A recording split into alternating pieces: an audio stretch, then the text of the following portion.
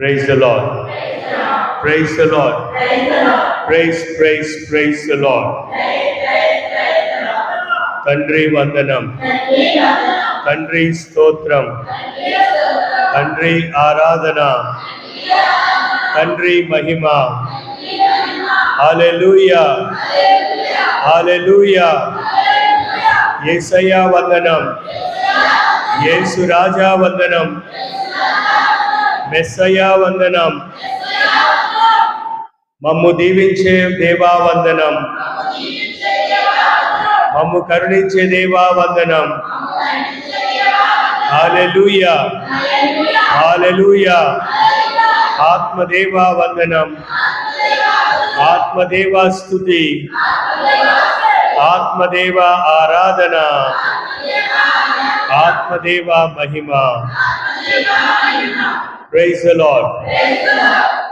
ప్రియమైనటువంటి సహోదరి సహోదరులారా, గురువు, అభిషక్తుడైనటువంటి గురువు మన నొసటి మీద స్లేవ గుర్తు వేస్తూ ఆయన ఒక మాటను పలుకుతారు.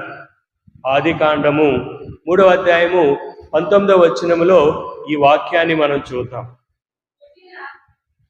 ఆదికాండం 3వ అధ్యాయం 19వ వచనం. నీవు పుట్టినటువంటి మట్టిలో మరలా కలిసిపోవుదుగాక. Praise the Lord, praise the Lord. ఈ విభూతి ద్వారా మళ్ళీ మనము మానవుని యొక్క ఉనికిని, మానవుని యొక్క ఔన్నత్యాన్ని, మానవుని యొక్క స్థితిగతిని మనం తెలుసుకోగలుగుతూ ఉన్నాం. మానవుని యొక్క స్థితి ఏమిటి? మట్టి. మనం మట్టి నుండి వచ్చాము, మట్టిలోనే కలిసిపోతాం. అది మనము గ్రహించాలి.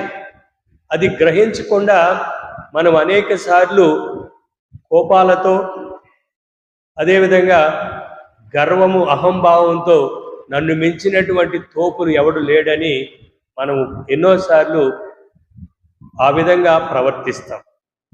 ఇతరులను దూషిస్తాం. పేరు ప్రఖ్యాతులను గడించడానికి ఏ పనైనా మనము ఉడిగడతాం, ఏదైనా చేస్తాం.